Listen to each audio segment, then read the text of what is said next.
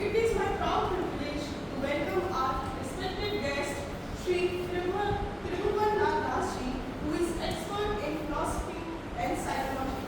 Your presence has added great value and joy to this occasion. We are truly grateful that you accepted our invitation and took time from your busy schedule to be with us. On behalf of the entire college family, I would extend a warm and heartfelt welcome to you.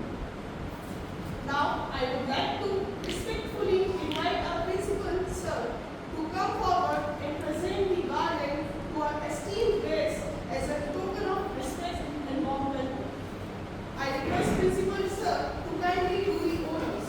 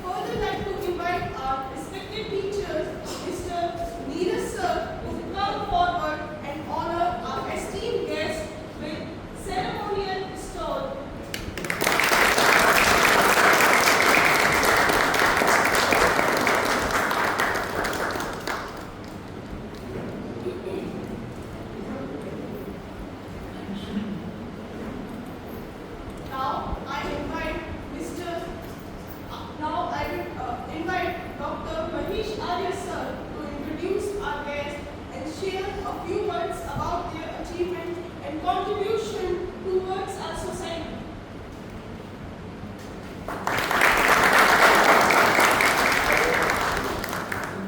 आदरणीय प्राचार्य महोदय, सम्मानित गुरुजन और प्रिय छात्र छात्राओं, आज हमारे महाविद्यालय के लिए अत्यंत प्रसन्नता और गौरव का अवसर है कि हमारे बीच ऐसे विद्वान और प्रेरणादायी व्यक्तित्व उपस्थित हैं जो नैतिक शिक्षा, आध्यात्मिक जीवन शैली तथा व्यक्तित्व विकास के क्षेत्र में विशेष अनुभव रखते हैं।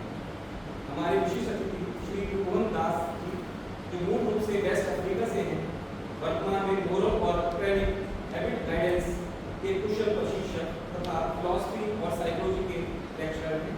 वे मुख्य रूप से युवाओं का मार्गदर्शन करने के लिए बहुत ही प्रसिद्ध हैं। इनका जीवन अनुभव, सकारात्मक सोच और आध्यात्मिक दृष्टिकोण विद्यार्थियों के लिए अत्यंत प्रेरणादायी है। हमें पूर्ण विश्वास है कि आज का उनका व्याख्यान हम सभी को नैतिक मूल्यों, आत्म-अनुशासन तथा जीवन को बेहतर दिशा देने के लिए प्रेरणा प्रदान करेगा। अब मैं पूरे महाविद्यालय परिवार की ओर से आदरणीय श्री त्रिभुवन दास जी का स्वागत करता हूँ और अभिनंदन करता हूँ। वे आए और अपने बहुमूल्य विचारों से हमें हमारे महाविद्यालय को लाभान्वित करने की कृपा करें।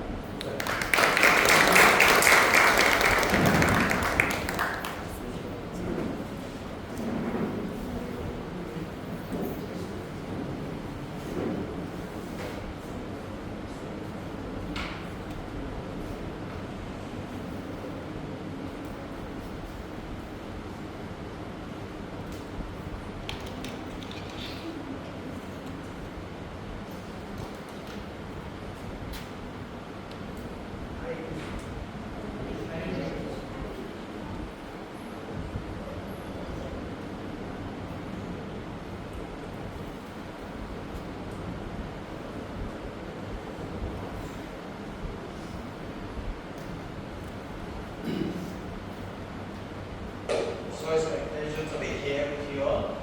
I want to respect the distinguished principals, distinguished lecturers, and she really expressed introduction very nice. Thank you for that. So my name is Tribhuvan Nath. In particular, I'm a research scholar. I have done so many work in the field of research. But at the same time, I'm also a pujari. Most of you know what pujari is now. You know what pujari is? What is pujari?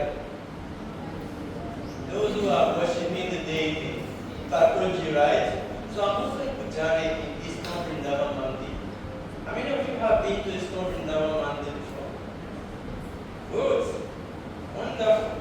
So when you go to ISKCON in Raman, there are three altars. You see the gold altar, you see Krishna Balaram, and you see Radha Shyama. Okay? The first gold altar, I'm in Pujari there. So what I want to share with you today is something that has to do with God's experience. As a matter of fact, there's none of the school within the Uttara Pradesh that I don't have different sessions. But I will make it more, more substantial in a way that all of you will benefit from it.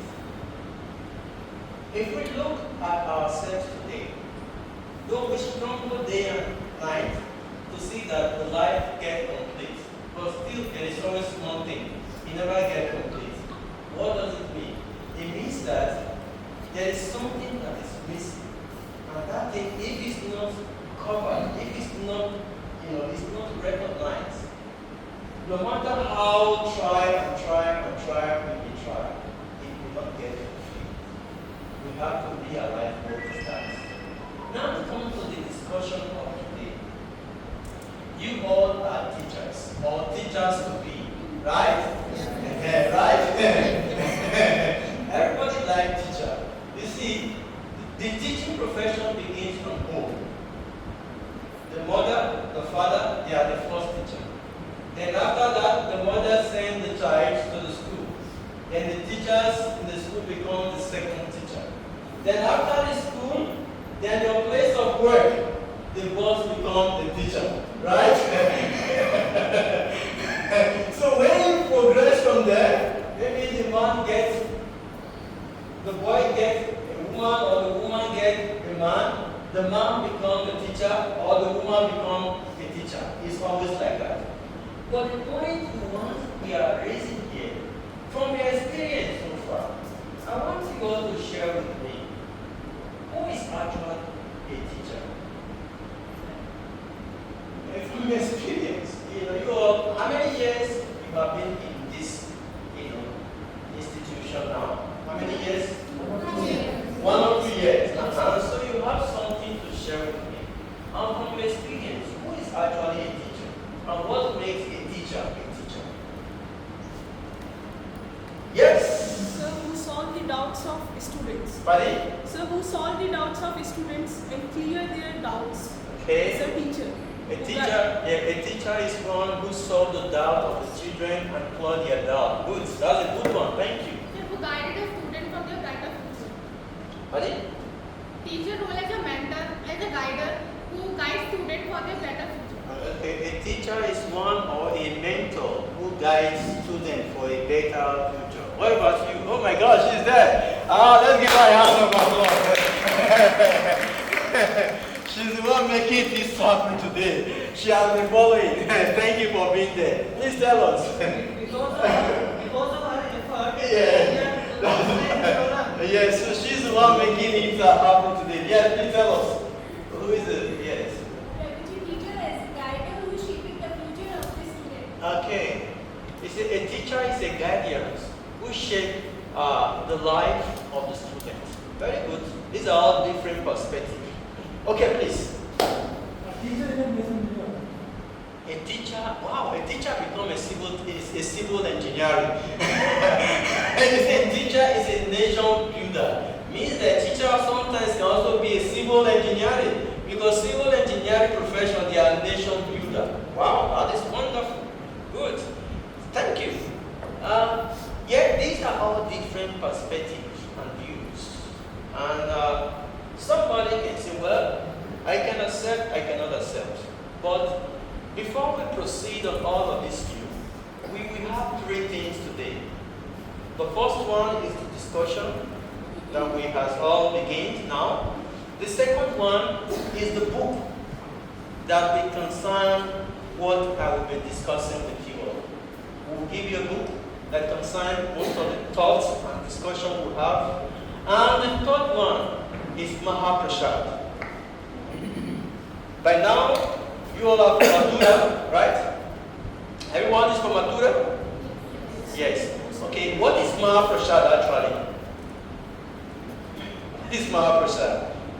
I expect this one. Most of the students here, they are all tradition students. What is Mahaprasad?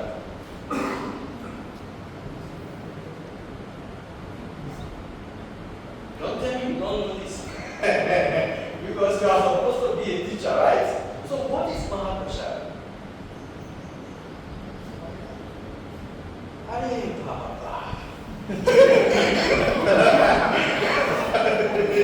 Wow. Okay, you know, there are two things. There are two things. Let me bring it this way. There are two things. There is Mahaprasad and there is also Bandara. Bandara, everybody is famous with Bandara, right? Okay. She knows. You know, you know. Okay, what is the difference between Mahaprasad and Bandara? Bandara. What is the difference? Bandara. What is the difference between Bandara and Mahaprasad? You want to try? Okay, yeah, try. Okay.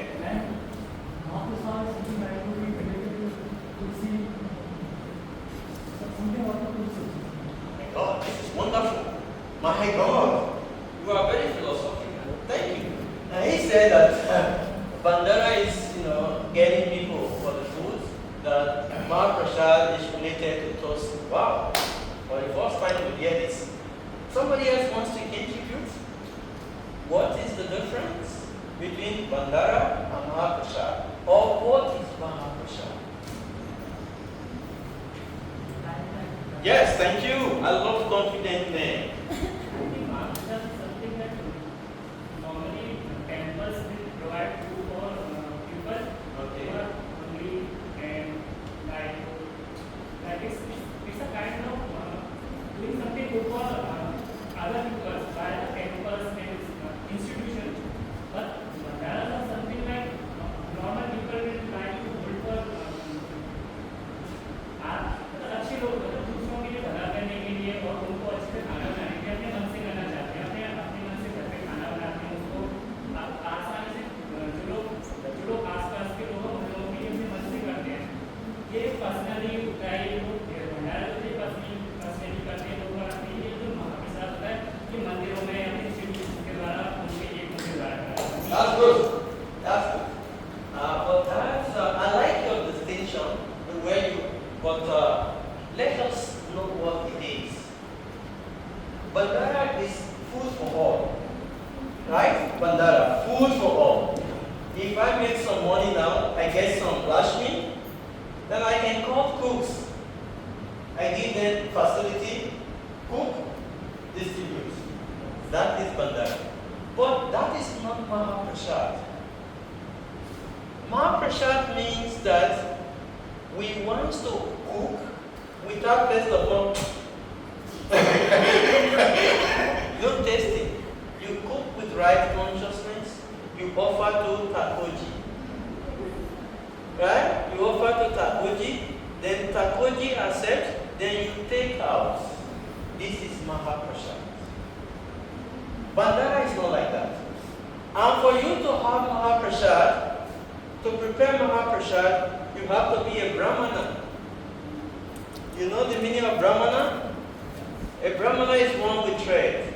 You know there are classes. Brahmana, Kshatriya, Vaishya, and Sudra. Brahmana is the high class. They are called teachers. So you have to be Brahmana for you to prepare boga for Takoji. So after it comes out from the altar, that becomes prasad. You cannot compare Bandara with Mahaprasad. Mahaprasad purifies the heart and it uplifts the consciousness. And that is what we have for you today. And if you test it, my God,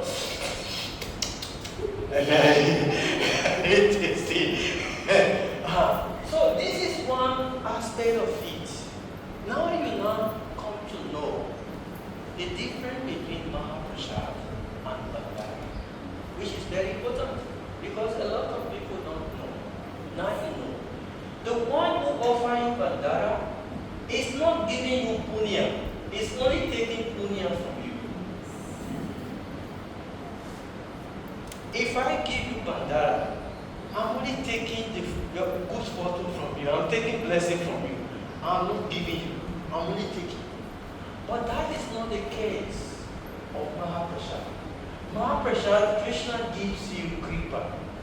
He gives you purification, and he completes your consciousness of understanding. This is just overview for your understanding. In case you come across where bandara is taking place, this is bandara. We come across, prasad, this is prasad. And prasad is often being found in the temple. In the temple, not outside of the temple. Outside of the temple, that is bandara. So, coming back to what all of you have said, few of you have said different perspective of teacher. A teacher is like the tongue. You know the tongue? You know the tongue? The tongue, if he takes food, he gives to the different lambs and they get satisfied. Right? The tongue cannot be satisfied just by eating. The tongue gets satisfied by distributing to the hand, first to the stomach, and the stomach distributes to different branches. This is a teacher. But there is a point here. Sometimes teacher get abused. Sometimes teacher come across violence. Sometimes teacher get intimidated. Sometimes, you see, the teeth cut the tongue, right? Right? But still, the tongue will not run. It still remains within the position. This is the profession of a teacher. Very distinguished, very articulate, but at the same time, it requires tolerance. Right? At the same time, it requires tolerance. Why do we say the mother is the first teacher? Or the father? The mother is the first teacher. We said this why? Because a lot of things the child will do to the mother. Sometimes stool, urine, so many things. But the mother will not throw the child. We will still tolerate. So when you become a teacher, you are going to face intimidation. You are going to face abuse. You are going to face challenges from the people you want to upgrade, from the people you want to transform. But your ability to tolerate like the tongue, that makes you a real teacher. But this is not easy. It's not easy. They can tell you it's not easy. Because everyone has pride. P-R-I-D. Everyone has pride. I look at my pride, I look at what I'm facing. I said, no, not me. Let me go to my house. That means failure.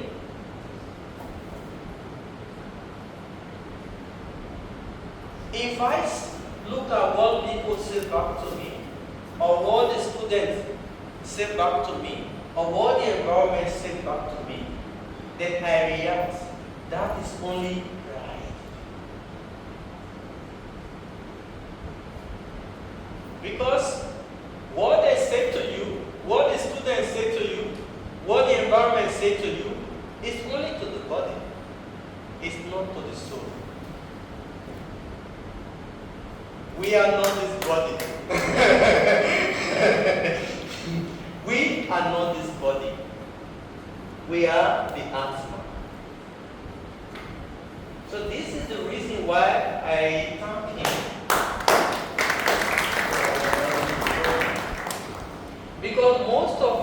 are all thinking that we are the body. Because the more we think we are this body, we give all the spirit of tolerance. You know tolerance now? You tolerate people. So we give all the spirit of tolerance. If the tongue does not tolerate the teeth, they cannot be friends. Even when sometimes the teeth cause the tongue to bleed, but it still have to tolerate. So your profession is not an easy thing, but it's a distinguished profession. But it requires tolerance. And the only way this tolerance can be maintained is for you to know that I am not the body, I am the soul. Something can harm this body, but nothing can harm the soul.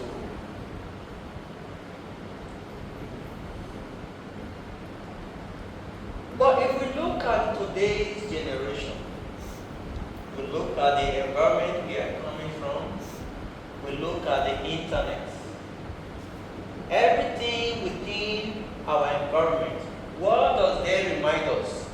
We are the body. We are the body. We are the body. So what happens? Then we begin to think, I am the body. What is the idea of this body in one sense? When a man has a good vehicle, you know, Gari now, vehicle. Gari, vehicle, car. Yes. When a man has a very good car, and the function of the car is very pleasing to him, at one point, the man will begin to think, I am this car. You see, the man will begin to think, I am this car. Because he's saying that the car, whenever I take the car to, people will hail me, people will respect me. Any function I go with the car, a lot of values, a lot of respect. So at one point, he sees the car no different from himself. So when the car gets destroyed or gets damaged, he laments. He will cry and lament. Why? Because the knowledge that he has was not a substantial knowledge, was a knowledge that is only related to the car, but not beyond the car. So the knowledge that the environment and the internet, whatever we have around, is only increasing the demands of this body. Everything we do today is only centered around three things. First, I want to work, I want to have a house. I want to have a car, and I want to have money. House, car, money. Right? All these things center around this body. And the more these things get uplifting, we as an individual, we forget the real aim and substantiality that we are. Because the more you run after the house, the more you run after the money, the more you run after the car.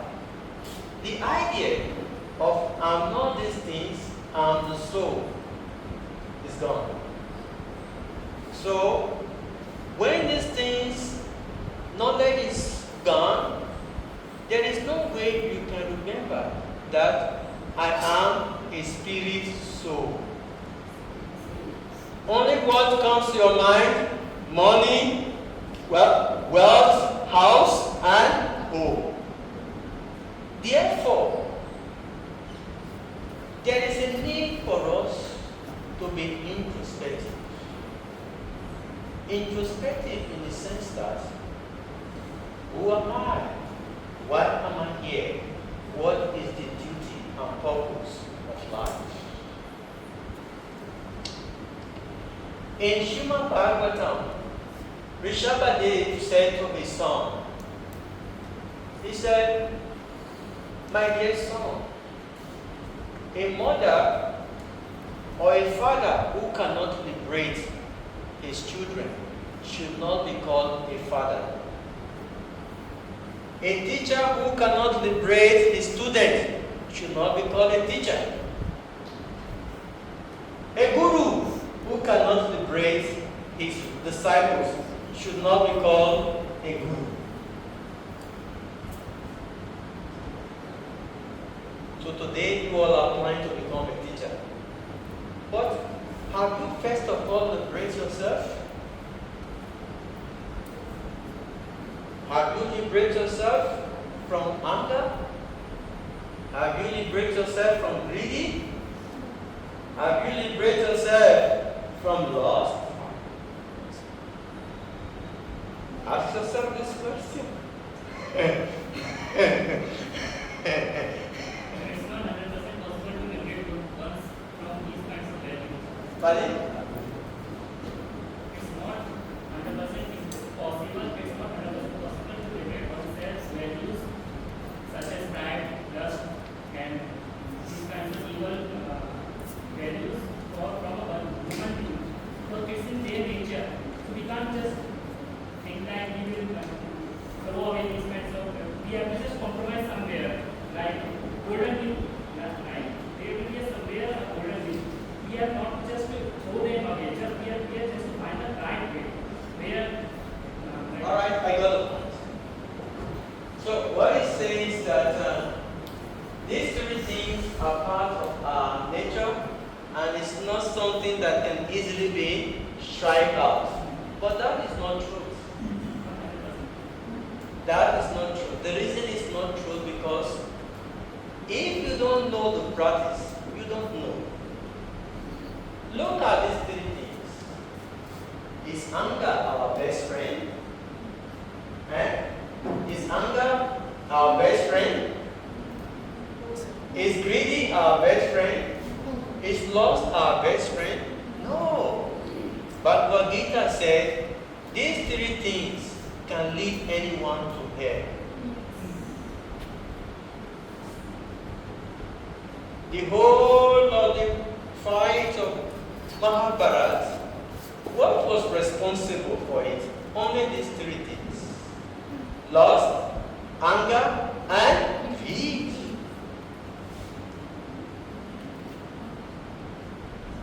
Sometimes when I discuss with medical students, I used to evaluate them. It's a practical evaluation I give to them. I said, for instance, after a couple of years, then you are becoming, free and you want to become a physician. Let us take example. A patient has come to meet you for diagnosis. And after diagnosing the patient, you find out from the patient that the problem you are suffering from. And what is that problem? A problem of habits. Most of you know now.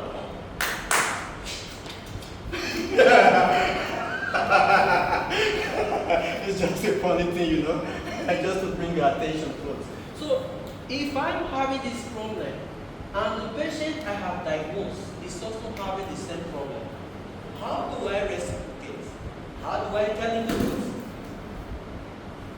How do I tell him the truth? Because if I tell him the truth, means that I'm not telling myself truth. If I tell him the false, means that I'm not honest to my profession. Put yourself in that condition.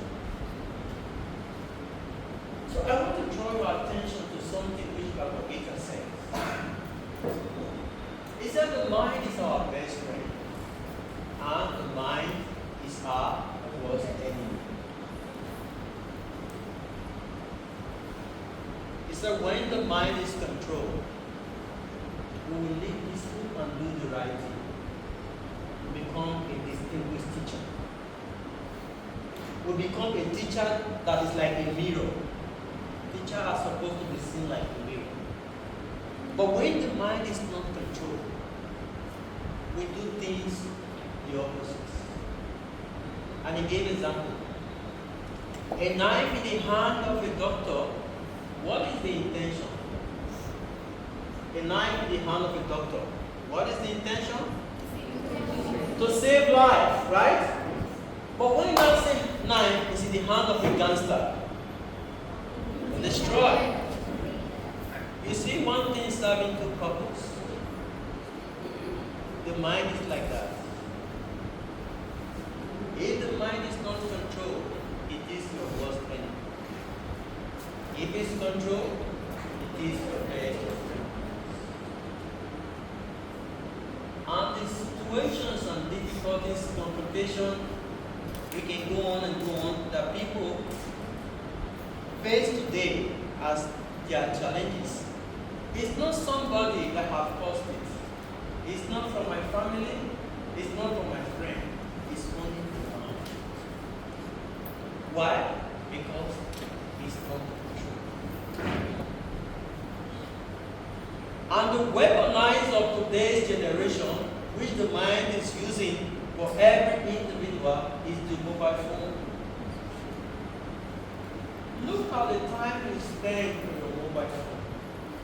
TikTok, WhatsApp, Instagram, time. Look at the time. And look at the time you spend for yourself. Or look at the time you spend for your academic work. So if the mind is not controlled, it takes us to different scenarios of life. And such scenarios are not from our own doings. They degrade our rationality and make us lose a lot of values. Therefore, there are ways that the Bhakti Yoga have designed for every individual who wants to put their mind or bring their mind to the present. Because one of the phenomena of the mind is that he wants to be in the past. He wants to be in the future. But the past is gone. But the future is yet to come. But the mind wants to work with this too. Imagine, we are all in the present now, right? Imagine the mind is going to the past. We used to be in the present. Imagine the mind is going to the future. We used to be in the present. But this is the activities of the mind. Thinking, willing, and feeling. These are the nature of the mind. So the only way the Bhakti Yoga designed to restrict the mind to be in the present is through practical meditation.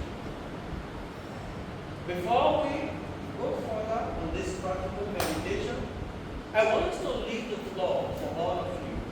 Come up with your comments, come up with your questions, come up with things that have been bubbling in your head. I leave the floor for you.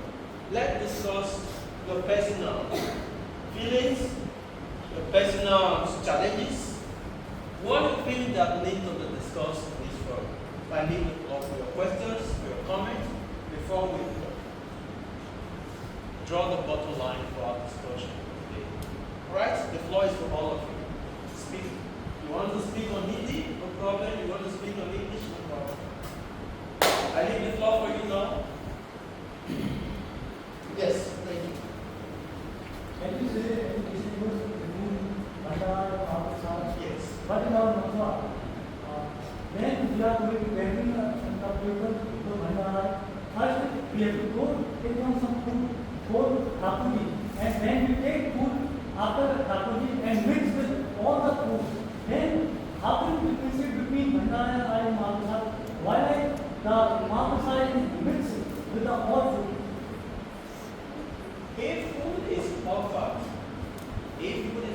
to Thakurji and is being returned, it means that is different. That is Mahaprasad. But to bring cook, distribute, that is Bandara. That is Kripa, Thakurji Kripa to the public. But different from Bandara. That is Mahaprasad. But Bandara, the intention is that I need punya because I have gotten wealth, I have gotten money. and maybe the money I have got it, there's black money inside. So I need some creeper. So I call cooks and I give them money, cook, distribute, people eat, I get some blessings, I get some food. It's different. But the one that is offered to Tekuji, then taken out, that is different. That is Mahaprasad. There is Mahaprasad, there is Mahaprasad. Okay. Okay, we leave the floor for you here, please.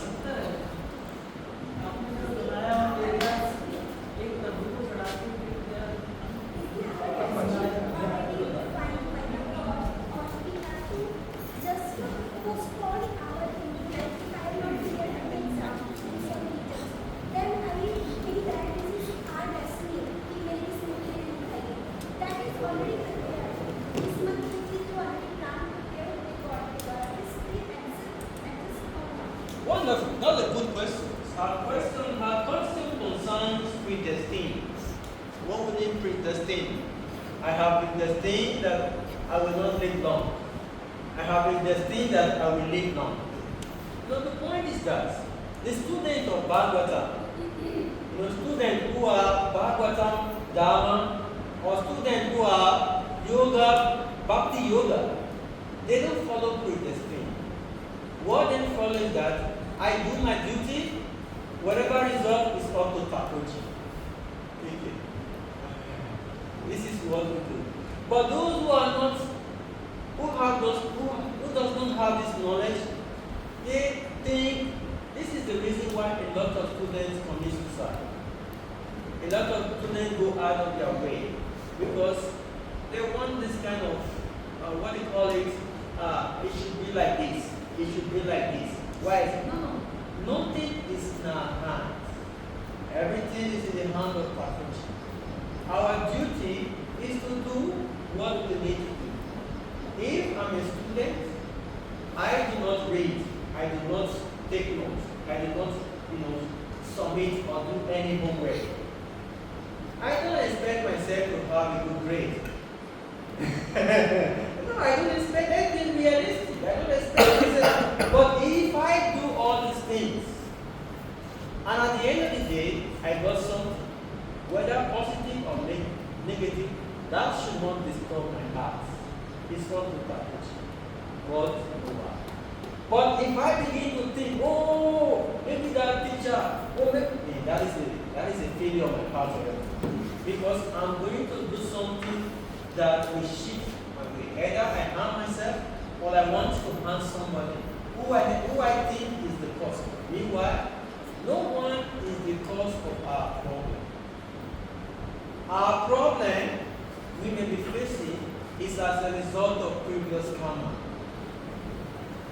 But if this is not clear, we may be thinking what is our problem?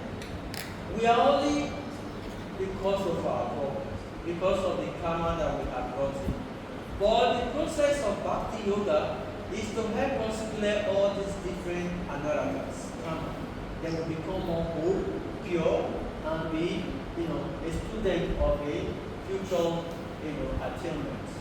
So in one sense, if we do our duty, we should not be attached to the results, but we should do our duty well. Just like when you cook nicely, it's not your position to say, very tasty. Let those who taste it and say, yes, it's tasty. Okay? So if they say it's tasty, fine. No tasty, I will work more. With this, we will not be disturbed. But if you are always thinking it should be, you will be disturbed. You will go out of your way to see that you balance yourself. And this is as a result of pride. But when things like this happen, we only just see this is Krishna's arrangement. Take it, no problem. Go ahead. This is Bhakta. This is the student of Bhakti Yoga. In Bhakti Yoga, we do for Krishna, not for ourselves. Krishna is satisfied, I'm satisfied. Okay? Yes. Yes. Sir, according to you, what is the real meaning of spirituality? Does it being a good person following our duties, or does it mean the praying the God? What is the real meaning of spirituality? I love that question. I love question. As my first degree in philosophy, we are told that the answers are not really the absolute thing. Most of you have come across Socratic dialogue. Yes, in teacher training there is Socratic dialogue. Socratic dialogue is an interracial dialogue. You talk, I talk. That is Socratic dialogue. In Socratic dialogue, questions are very important. Know the answers. Because from the questions, somebody is there to learn. Alright? So, her question is, what is my perception about spirituality? So there are many definitions about spirituality, but there is only one understanding about spirituality. And what is that understanding? I am a spiritual being. And my duty as a spiritual being is to understand who I am. And that is what we call self-realization. In a normal term, self-development. Once we understand this, we won't get bewildered about what this person calls spiritual or what that person calls spiritual. Spirituality means that I am a spiritual being and it is my duty to realize my spirituality, my being. So now we are still on the bodily level. Therefore, we want to look about what different people said about what spiritual is. But if we are internal, we don't listen to these different definitions. Because spirituality means that I am a spiritual being. I'm an Atma. And it is my duty to really understand who I am and why I am an Atma. And this is what Bhagavad Gita actually describes. When Bhagavad Gita describes the principles of how to realize who we are.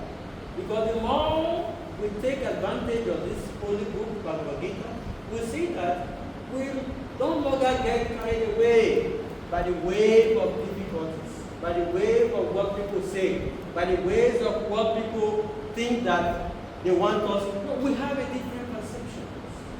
So in one sense, spirituality begins from you. And as soon as you realize this, then automatically they become aware that I'm not the body, I'm not the vehicle. This body is like a vehicle. And the soul is the driver. So the driver and the car, which one is more important? That is who you are. That is your spirituality. Okay? Yes. Please, my brother.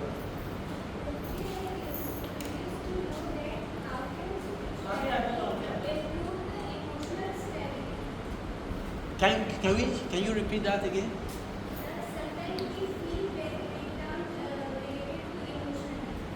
To become?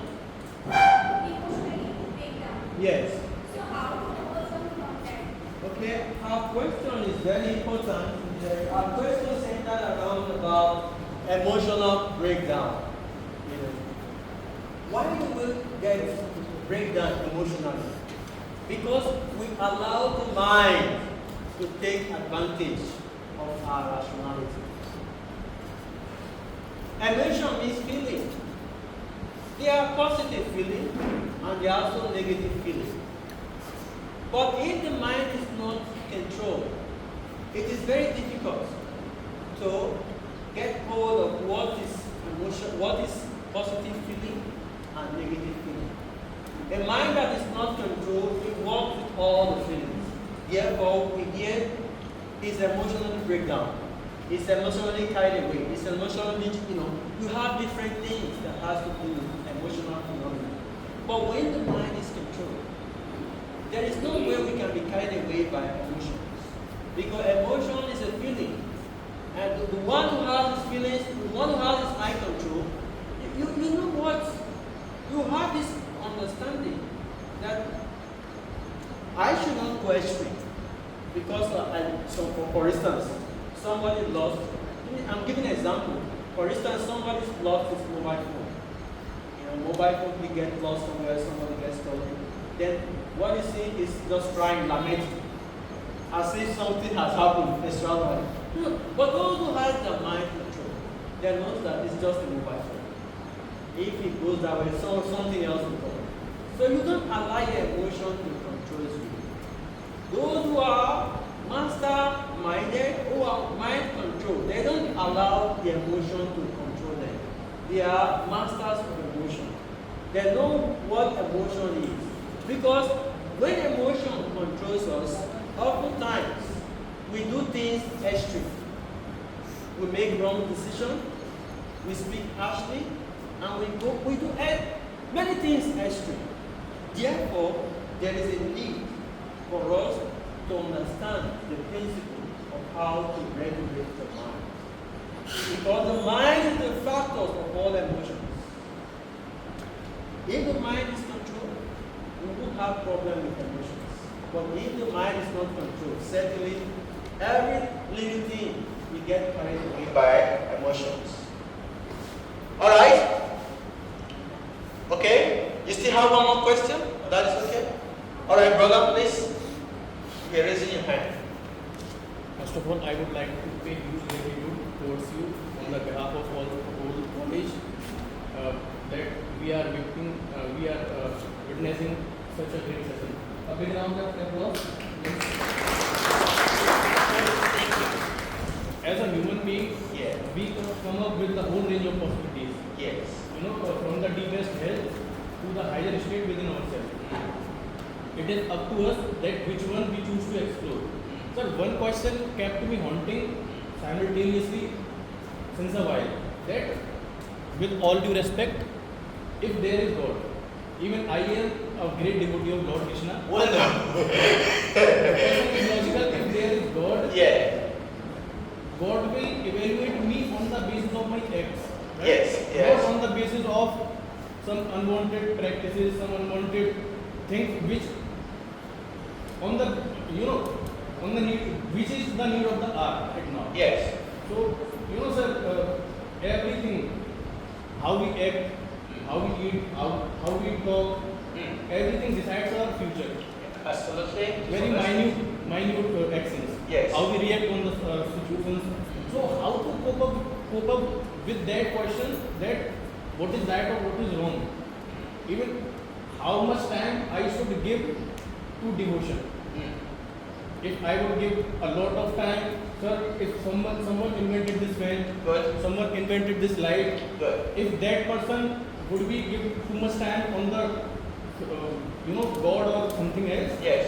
then how would it be possible to invent such these things? So I want to know that, how to cope up with that, how to balance these things. Very nice. Right. What's a good name, sir? What's that? What's a good name? Myself, Naman Singh Yadav. Okay, thank you.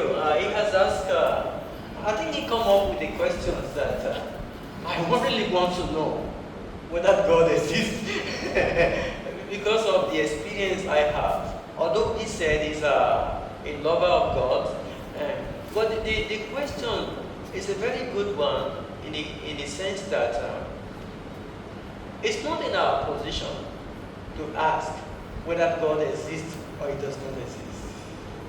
Because there are many things that exist within us that we don't even know. If you cut your fingernails, under some few weeks, it grows. How does it grow? You shave your hair, under something, it grows. How does it grow? Because you don't know how it grows, does it mean the hair does not exist? No, it exists. So the point you have raised is a good one. Thank you. The point you have raised is a good one. In the sense that you mentioned something which I really appreciate. Good and bad. Good and bad. In actuality, there is nothing like good and bad. What is good, what is bad, is only the mind projection. But on the level of somebody who have realized that I'm not the mind, I'm not the senses. There are 5 senses, including the mind. So somebody who have come to understand the function of these 5 senses and the function of the mind, it has nothing to do with good and bad. Because the good and bad, they are like seasonal change. You know seasonal change? Now we are in winter and summer, right? It appears to be very hot. After some time, very hot, you know.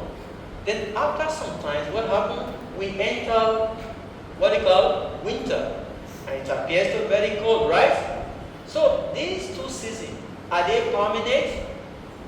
Are they permanent? No, they are not permanent, they are temporary. They come and they go. They come, they fade away. So good and bad is like that.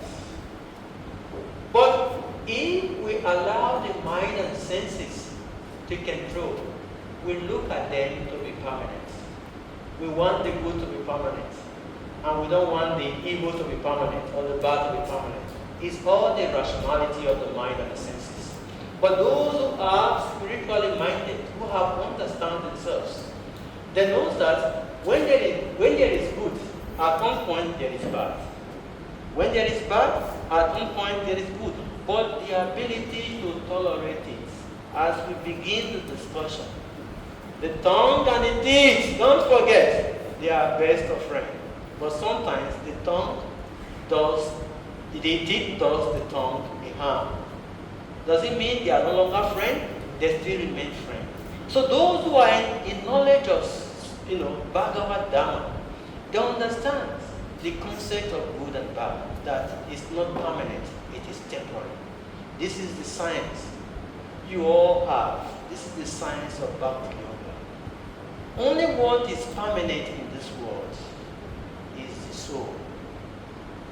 Every other thing, you look at the component of this body, it's made up of 5 things, right? Earth, water, fire. 5 Pancha Mahabhutas. These 5 things, they are the component of this body.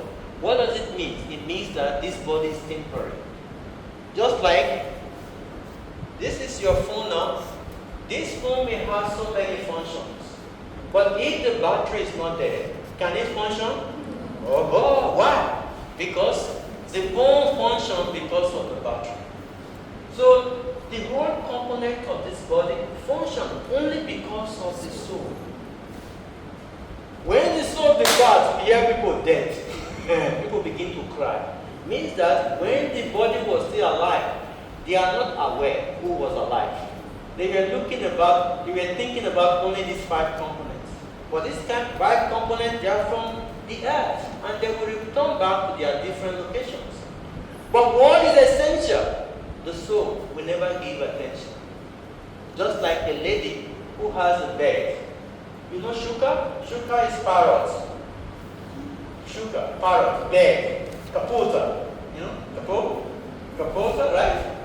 Bed. So this lady has a bed inside a cage. So every time she cleans the cage, at one point, the bed in the cage died, and she began to cry. So somebody was asking her, why are you crying? He said, the bed I love so much just passed away. So the person asked him, why? Were you feeding the bed? He said, no, I have always been cleaning the cage. So how it relates with us? Oftentimes we want to maintain the body, clean the body, give the body all the attention it needs. But we never think about the soul. We never give food, we never give water. So when there is divergency, then people begin to cry. If you ask, when the soul was still in this body, how much attention did you give to realize that you are not the body, you are the soul? It's not there. So it is our duty as incumbent teacher, teachers of the future. Let us take advantage to first of all realize who we are. So when we are teaching students, it will transform their life. Understand, you cannot give what you don't have. You give what you have.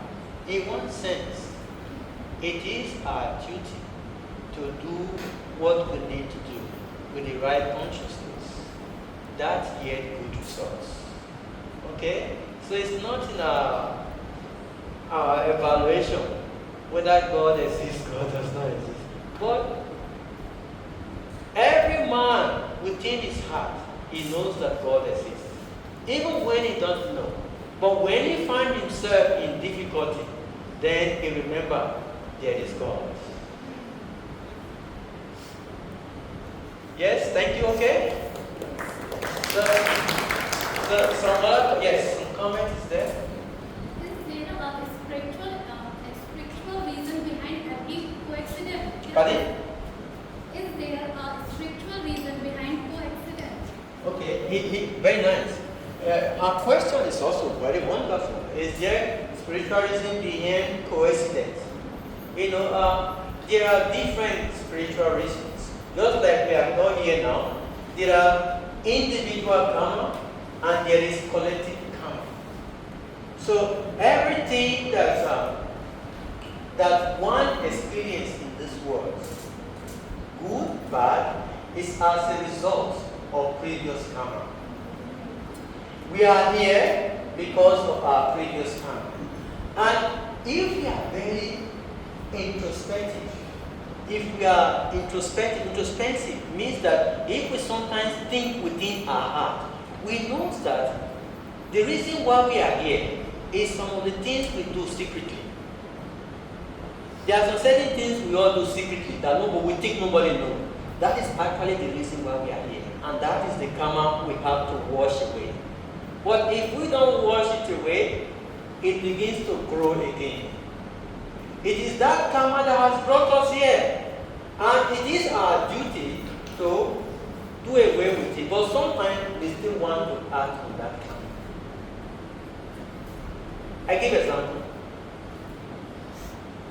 There are some set of individuals.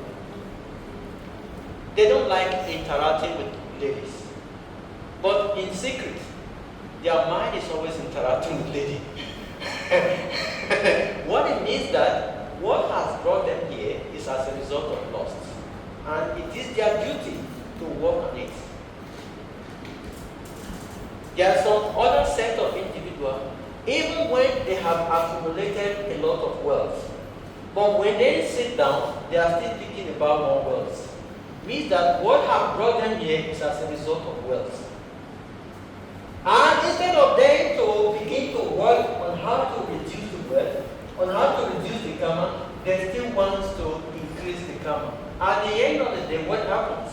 It becomes a circle, vicious circle. Going, coming, going, coming. This is samskara. Samsara. So we don't want to suffer like this anymore because it's enough. In one of the Upanishads called Gaba Sanskar. Gaba Sanskar means womb. Gaba means womb.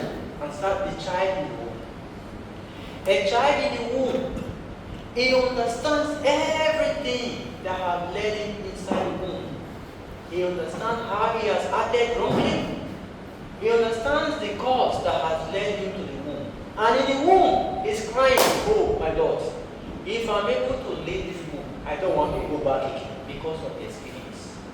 Because sometimes the mother will eat some chili and the chili will have effects. The mother will eat some things thinking that will be good for her body, but it will have effect on the child. Sometimes the mother sleeps in a wrong direction, the child has different experience of torture inside the womb. And in the womb, the child is praying, oh my Lord, if I leave this womb, please don't let me come back to this womb. But as soon as it's out of the womb, then the wave of the environment, the breeze of the environment, it will change all those experiences. Then you will begin to live the life of his previous life. Then again, inside the womb. We don't want this experience. It is our prerequisite. It is in our favor to take the process of Bhakti Yoga. Because there is nobody who wants to remain in one class.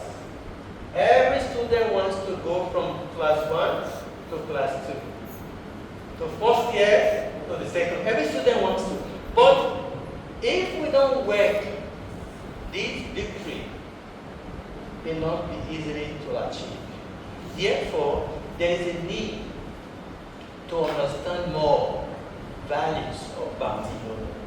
Bhakti Yoga helps us become peaceful and it makes us see the real essence of this human life.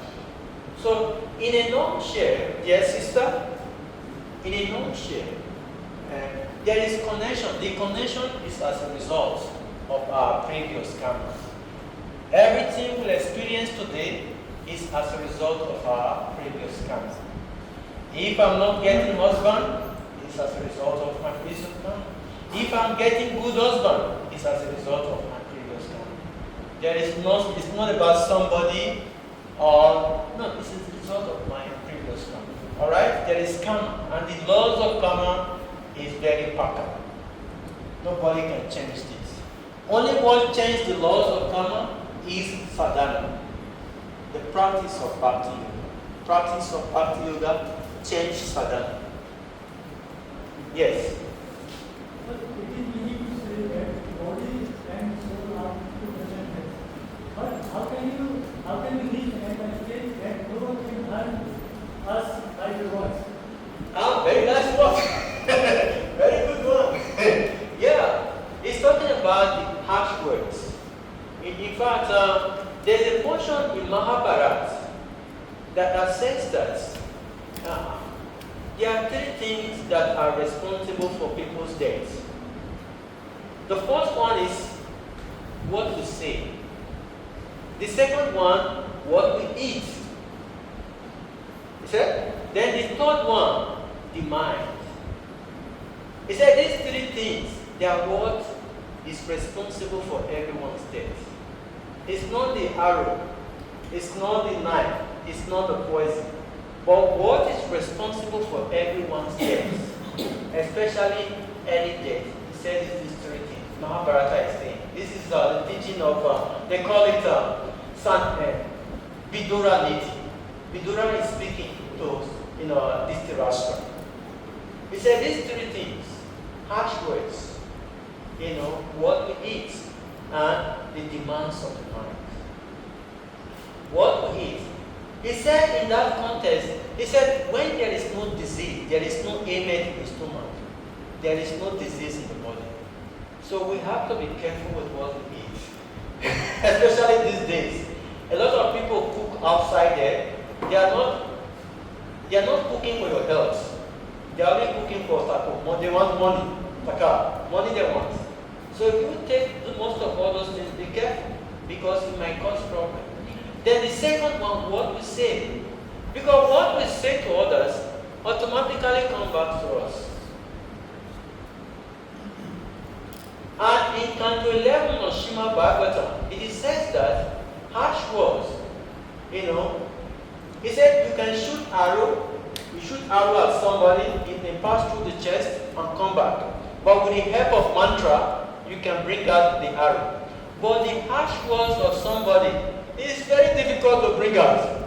Therefore, it is important for us to learn how to control what we speak to others. He said, if you don't have good words, then let the tongue be silent. Rupa Goswami said, when the tongue speaks without regulation, without control, it's like a frog.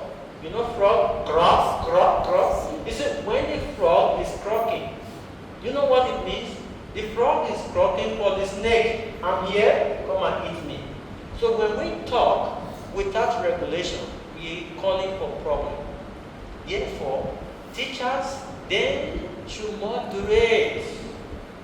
They should learn how to moderate what they speak and how they speak.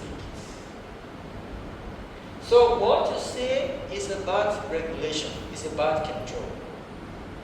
When we learn how to practice Bhakti Yoga, all these things are simple things that we can easily attain. Alright?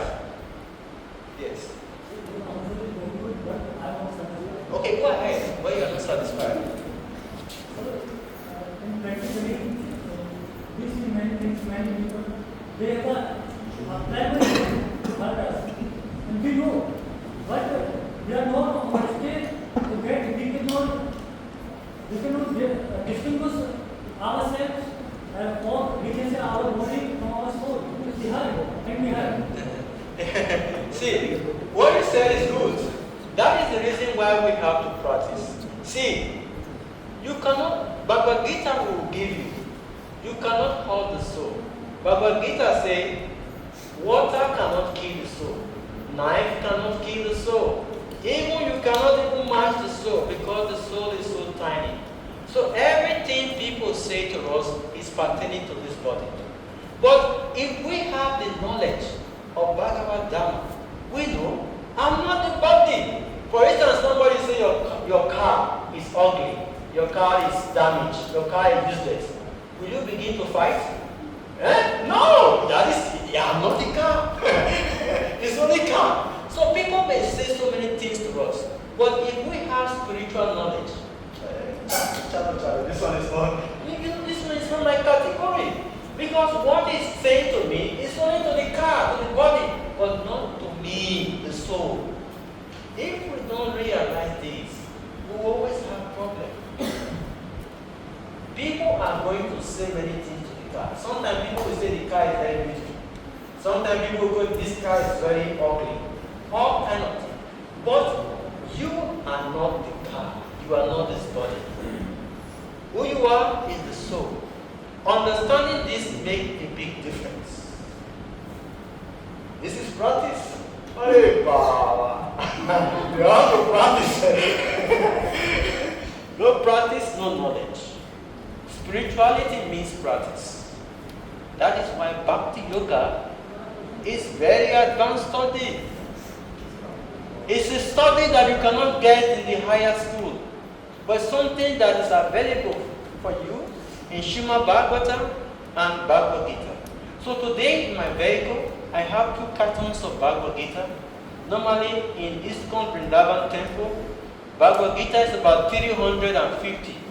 But I'm giving you all for free because of this arrangement. Because of our arrangement. We're giving you all for free. And not only that, we have prasad.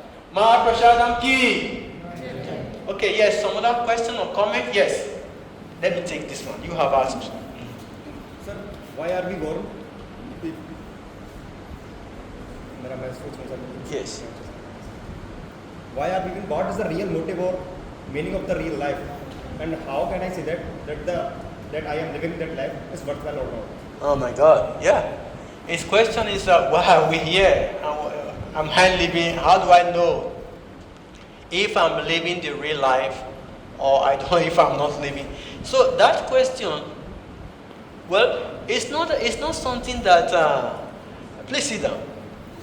If you see this question, it's something that has to do with rationality.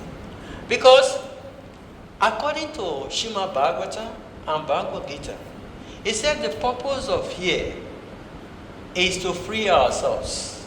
Free ourselves because we have all come here because of wrong acts. What is that wrong act? The act of karma. And to free ourselves to go back to God, to Krishna Loka. This is one purpose.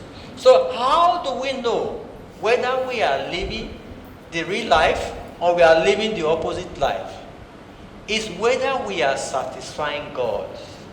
Is our activities, whatever we do, is it satisfying God? So if we do activities that is not satisfying to God, we cannot be happy. For example, if a child is always acting in such a way that his father is not pleased, can he get blessing of his father? No, if a child is always acting and the father is not pleased with his activities, will he get the blessing of his father? No. So we are here, all our activities should be able to satisfy God. When our activities satisfy God, we will be happy and we will see ourselves living in the right life. So if our activities is not satisfying God, if for instance your activities is not pleased to your father, if you ask your father, I need money, he won't give you. Because he will say, if I give you money, you will waste it, right? But if your activities is satisfying to him, you see that when he give you money, you are using it well. Then if you ask more, he will give you. So the same thing. If our activity is satisfying to God, we will be happy. And whatever we are seeking for, it will be achieved, we'll be achieving it. But if our activities is not satisfying to God, it's always struggle, frustration, like that, like that. So in other sense, how do we know if our activities is satisfying to God? By what we do. Let us analyze ourselves. What I'm doing in the present, is it really helping me? Is it really satisfying to me? If it's not satisfying to you, you know it's not satisfying to your dad, to your father. So if it's satisfying to your father, then automatically it's satisfying to God. So that is how it is. That is how it is. Because as a student, how do a student know that what he's doing is satisfying to the teacher? Because he knows when at one point he sees the grades. He sees the grades, he sees the marks. He understands that what I'm doing is satisfying to the teacher and it's also satisfying to himself because he's seeing that what I'm doing is according to what the school or the college requires. But if he's not getting those grades, he should be able to think, maybe I'm not doing something that is appropriate. Yes. Yes, sister. Is it clear? Thank you. So what is the right way to do meditation? Pardon? So what is the right way to do meditation? Yes, who will do that? This one is just a forum for questions, comments. We are going to do that as a summary of the entire discussion. All right, just be patient. Thank you.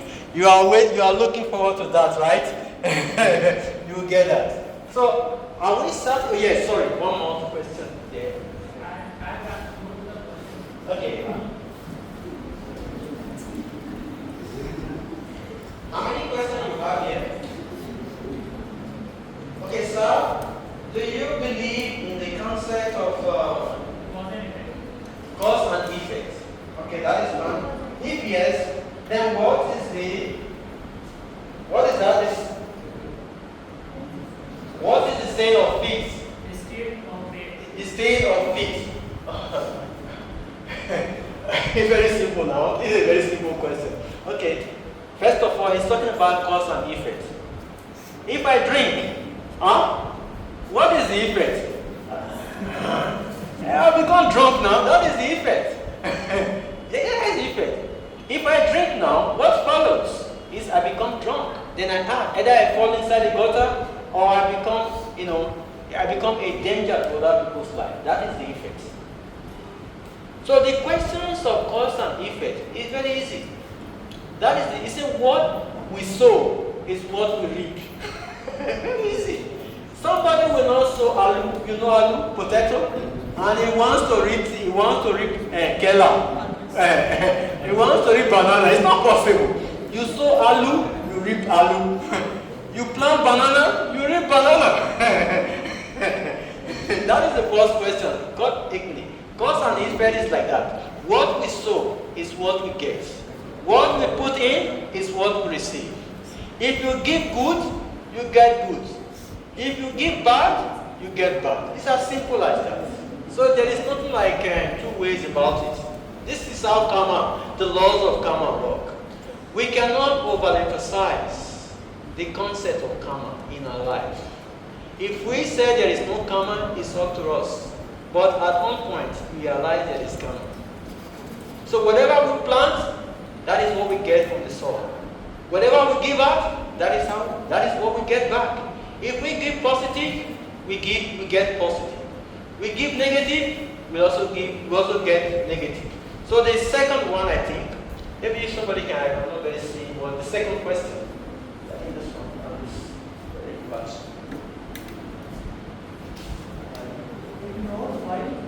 Why don't we do that? No, I think this one, the second. Can you tell us what is significance and what is Significance. No, okay, it's one question. It's one question. Your major question is the cause and effect. So cause and effect is a simple thing. It's a philosophical dialogue or a philosophical discussion. And the concept of cause and effect is what we'll explain. What we plant is what we see. He said, what goes around comes around. That is how it is. Yes, please. My question is, who is Krishna? My If God. it is something that can be perceived through senses, or is it something that we can't perceive? Wonderful. If we got a very good also. Yeah. There is Nirikun, there is Sabbath. Thank you. You see, gone are the days when people will ask, who is God? Show me God. Where is God? Where does God? Meaning, all those things are speculations. Yeah, we call it philosophical speculation. If you want to know God, if you want to know what God does, if you want to know where God lives, we have a book called Shima Bhagavatam, Amala Purana. In Canto 10 of Shima Bhagavatam, Amala Purana, it gives a description of who is God, what God does, and how He lives. In Shima Bhagavatam, Canto 10, it tells that God plays with His friends. Many Western people, they don't know this. They don't even have the book that talks about it. It talks how God steals the gopi's dress. It talks how God steals makan, butter. It talks how God, fight with demon, Asura. So Shima Bhagavatam, Canto 10, describe all the different activities called Lila of God. How God used his finger to rub Govardhan Ji. Govardhan Babaki. Yeah. Govardhan is still there now? Yes. Right? So Shima Bhagavatam discussed all these different Lila. And at the end of the day, it tells us if he wants to know where God is, he's in Golok Vrindavan. And how do you know where God is? Read Shima Bhagavatam. There is no word, there is no institution in the world. Whether you call it, I don't want to mention institution because of the different background we come in, but there is no institution in the world that have a clear distinction or a clear narrative of what God does, how He does it, and where He lives.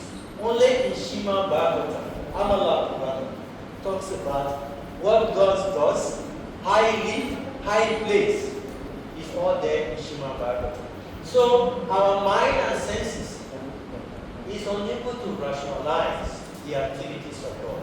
Only through the Shastra we can know who is God and what He does. Okay? Alright? So something we do is right for us. In the same manner, the action which we did is wrong for the another one. Yes. Then how we can differentiate or we can overcome it? You see? Something we do for us is right for us. And the same manner, that action is wrong for the another one. Yeah, this is what's a very simple thing. What we cannot do to ourselves, we should not do to others. If I bite you now, it will pain you, right? So if you bite me, it will pain me. So if I don't want you to bite me, I won't bite you, right? So what I can do to myself, I should not think of doing it to others. That is how it is. Yes. Yes? You want this? I know I will come back to you here.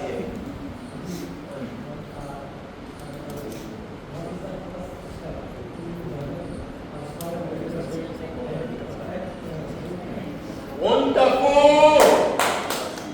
I think I clap. What is the Krishna? He said, what is the first step that will help develop, a strong character? Yeah, we'll come to that. That's a very good question. It means that you have been listening very practically. I love that question. So we'll give you something. There are three things that will help one develop, a character that will lead to a very strong character. Whether day in, day out, it cannot wait. It cannot be broken. It cannot be pushed aside. The character is still maintained.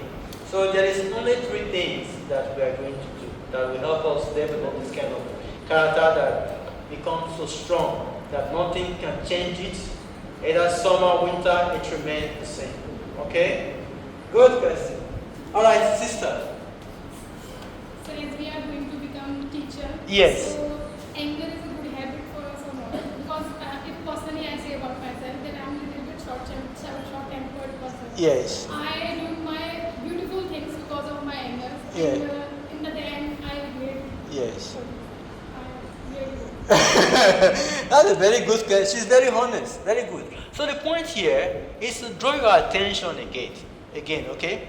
For instance, when the teeth cause the tongue to bleed, if the tongue jump out of the mouth, the stomach will suffer.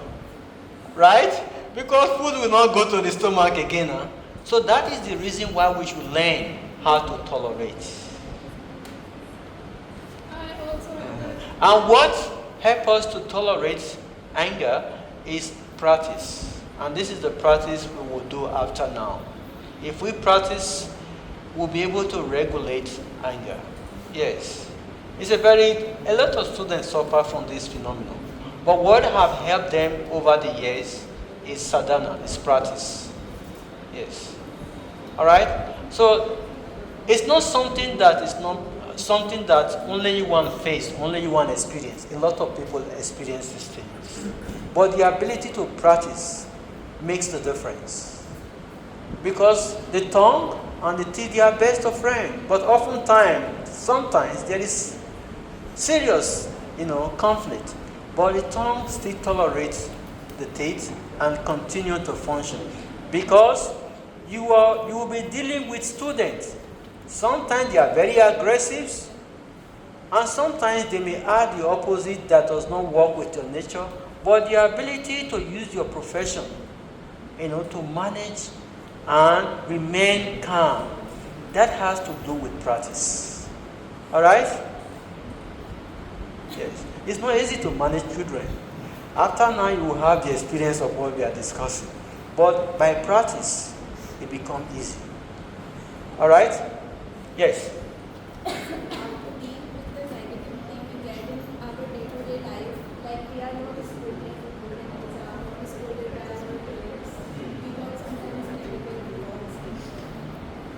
So sometimes negative thoughts from the parents, right? Yeah, right? Is that your questions? Yeah, definitely.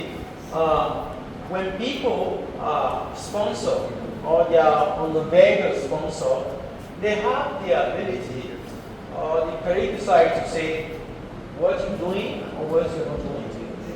But it's all like how you react. If you understand that what they are saying is for your interest, you try to widen it. If you realize that it's only for criticism, you just have to apply maturity. That what I do is not about this thing is just my body. Because people can say something just to aggravate your emotion. But if you are the person who knows the science of bhakti yoga, you know this is coming for the body. It's not having any effect in me, the soul. Okay? Yeah. Alright? Okay, now I want to draw your attention to the bottom line of our discussion. Oh my God, okay.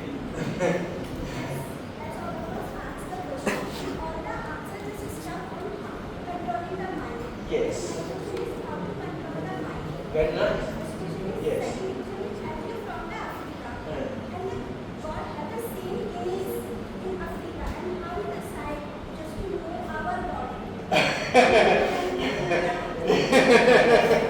Okay, she has two questions. The first question is that most of all what I have answered so far is not centered around the man, which is absolutely correct. And the second one, how then do I become so vast? I'm not just vast, in a Vedic, philosophy or Vedic, tradition. I'm also very vast in my culture. In the culture where I was born, I was vast. As a matter of fact, when I was young, just by looking in the eyes of my mother, I know that she wants me to do something and she don't want me to do something. I'm just trying to tell you how disciplined I was. Just by looking at her eyes, I can understand she wants me to assess something or she don't want me to assess something. But when I begin to practice bhakti yoga, I was not looking at her eyes anymore. Because I see those eyes, they are no longer having more uplifting, let me use the word uplifting consciousness. The science of Bhakti Yoga, it goes beyond the eyes. The science of Bhakti Yoga, if you are not aware of it, you are not aware of it. Why? You see, I was relating with my mother based on what I see from the eyes. But at one point, I make a distinction. Why? Because I see most of the signal she gives to her eyes is all related to the body. But the Bhakti Yoga tells me I'm not the body. I'm a spirit soul. Completely different. It's not that I stop respecting, no. But a different knowledge emanates from me, which she was not having. My father was not having. My father was a professor of psychology. My mother was a doctor of gynecologist. But still, what I have at one point in my life, they were not having it. At the time they begin to acknowledge the philosophy, somehow it was time for them to expire. So the point here is that we will teach you how the mind can be controlled. And the second point is not about geographical location. It's about what you want. I want a different thing in my life, and this is what I got. It's what you want. If you want a good character, then you pursue it. I want a good character. I want a dignity that it will leave a mark in the fingerprint of history. And this is what I chose. I live a life. I don't eat meat. I don't have illicit sex. I don't gamble. And I do not drink. I'm very happy. But a lot of people are not happy with this. You see? I don't eat meat. I don't have illicit sex. Illicit sex means that you don't have a wife, you don't have to go after a woman. Then I don't gamble. There are many gamble. You can gamble with your tongue, you can gamble with your... I don't gamble.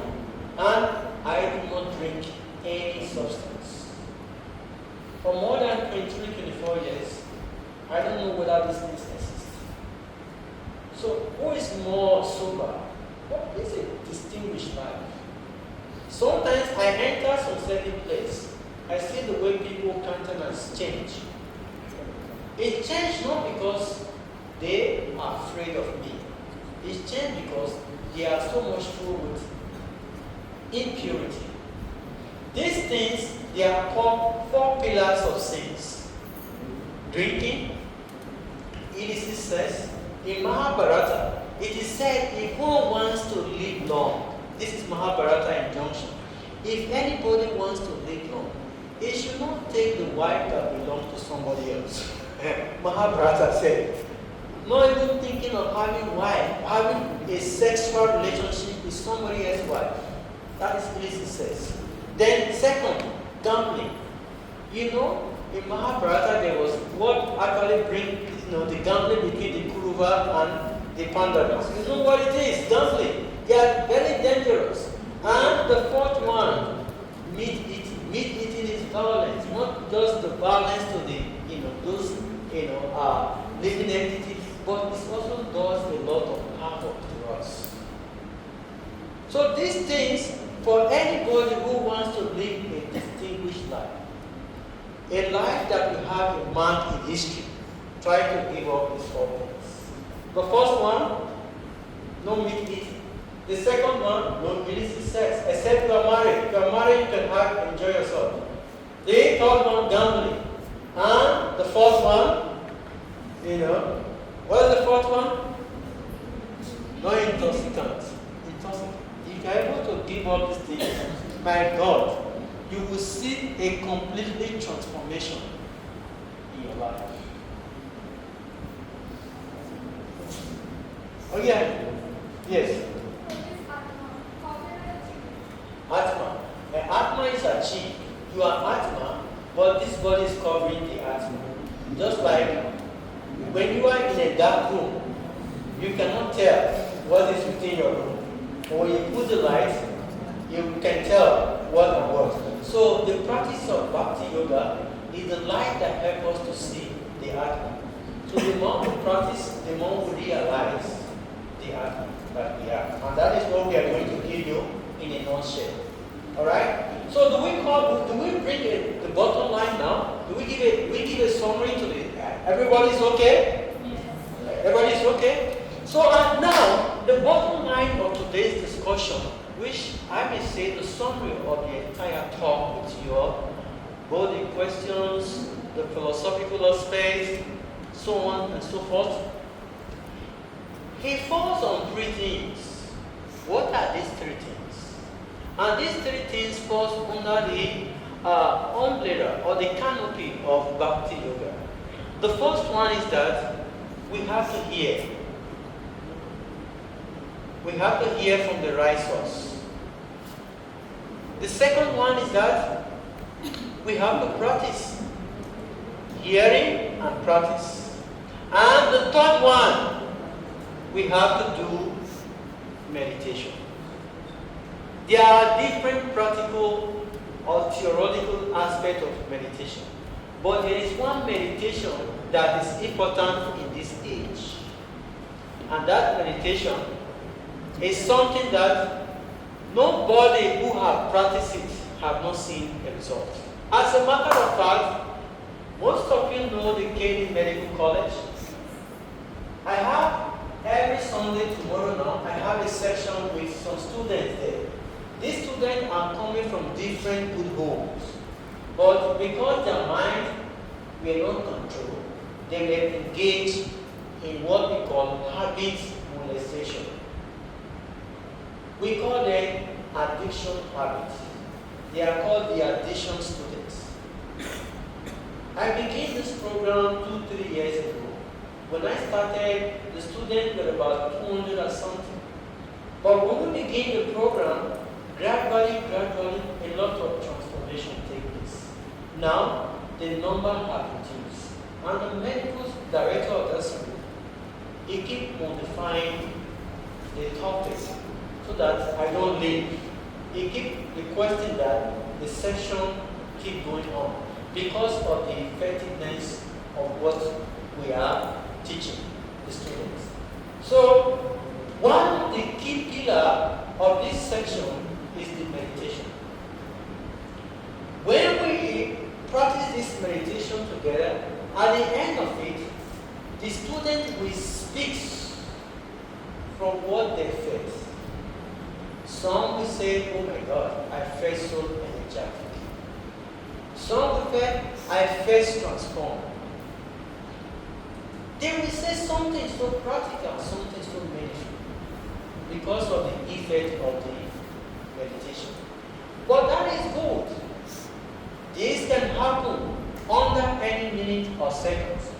But if we want that thing to remain permanent, there has to be consistent practice. If a doctor prescribes for a patient and the patient does not follow the prescription, will the patient do well? This is the procedure of meditation. Meditation needs consistent practice. So in one sense, I have initiated 3 things before you. The first one is hearing. The second one is practice. In Sanskrit, practice means sadhana. Sadhana. And the third one is what we want to do together now. So I will encourage you to sit properly. And how we do this is very simple. I think my bag is not there.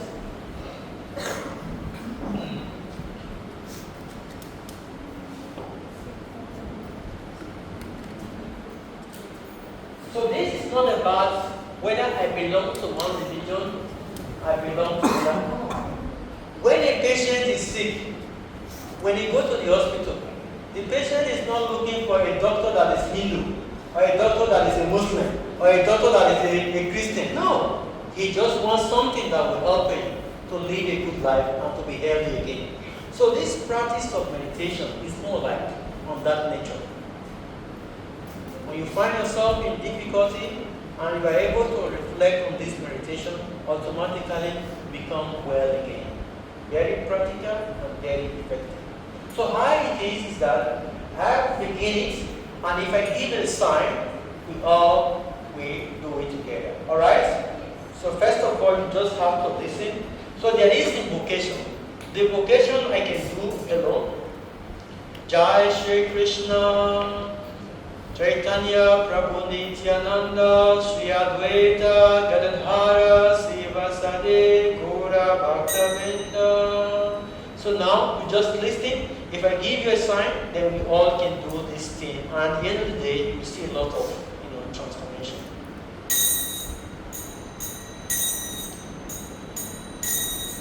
Hare Krishna, Hare Krishna, Krishna Krishna, Hare Hare, Hare Rama, Hare Rama, Rama Rama, Hare Hare, Hare Krishna, Hare Krishna, Krishna Krishna, Hare Hare, Hare Rama, Hare Rama, Rama Rama, Hare Hare, Hare Krishna, Hare Krishna, Krishna Krishna, Hare Hare,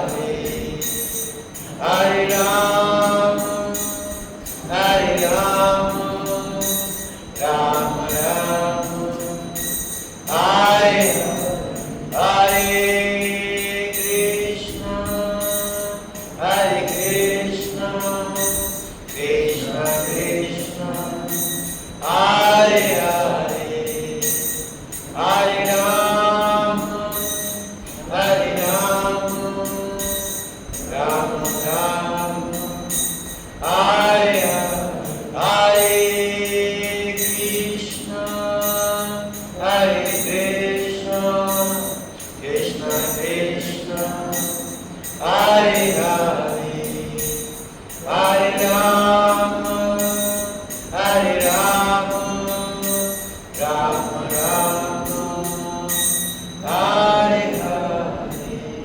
If you can see the atmosphere, it's like there's smoke. Such is the potency of this mantra. It's not an ordinary mantra. In reality, Narayana said, Hare Nama, Hare Nama, Hare Nama Kiva Kalo. Kalo Nasti Eva Nasti Gatiyanata. What it means is that it's only this mantra that is something that is worthy in this age. He said in the age of Kali Yoga, everything is zero copy. One thing that will help us become happy, become joyful, become focused is this mantra. And this mantra has two sides. What we did now is congregational. Congregational means together. There is a single one. The single individual one is what we call Japa Mala. I do this 25, 30 times a day. This is called Mala, Japa Mala. So this is the head. And this, from here to here, is 108. If you start from here, and you end up here, that is 1 round. And you begin from here, and you come to here, that is 2 rounds. You imagine, I do this 25, 30, sometimes every day. Why? Because I know the importance. What we just do nice and collective, which is also very, you can see most of you feel something tangible within your heart. But if you want to really feel the potence of this Harinam, try to have this mala. This is torso beat, and it's 108 from the head. Start from here. If you want to begin to start from here, Hare Krishna, Krishna Krishna, Hare Hare, Hare Rama, Rama Rama, Hare Hare. When you go to the second one, the same thing. You chant 16 syllables. The Hare Krishna, Hare Ram, there are 16 syllables. In one page, you mention the 16 before you proceed to the second one. See, your generation today is going to make a lot of difference in the world of teaching. And I want to say a big thank you to you. What you have invested in you today is not something that you can easily buy, even when you have money. But he has invested this out of the goodwill of the lady at the back. And you can know, the students before you, they may not have had this opportunity. But somehow, by good fortune, because of all of your good karma, you are having this fortune. Take advantage of it. You are going to make a difference in the landmark of history. It's not something ordinary that I'm here having this exchange with you all today. Like I have said, and I will say it again, it's on two sides. We have the group and we have the individual. The individual is what everywhere, any place, every time I do it. I chant Hare Krishna, Krishna Krishna, Hare Hare, Hare Ram, Ram Ram, Hare Hare, Hare Krishna, Krishna Krishna, Hare Hare, Hare Ram, Ram Ram, Hare Hare. In ISKCON, it is of our obligations for those who are initiated, we call it Disha, to chant a minimum of 60 rounds, 16 every day. That is the obligation. But for those who want to feel some extraordinary thing, they can proceed beyond this 16. Like I said, in normal day, I chant 25. In auspicious days on Titi, I chant 30 rounds because there is so much, Shakti in this now. So please take advantage of it. And I want to thank you all, especially the principal of this institution, and all of you for your kind patience, your good questions. It's one thing to raise good questions. It's one thing to listen attentively. It's another thing to put into practice. Nobody was born with habits. But somehow, environment and what you see, ignite the habits that most people face. So, but practice can regulate these habits, can transform these habits. Therefore, I encourage all of you to take advantage of what we have discussed so far and see that you transform yourself and become a mirror that people out there they want to use to see themselves. Once again, I thank you for your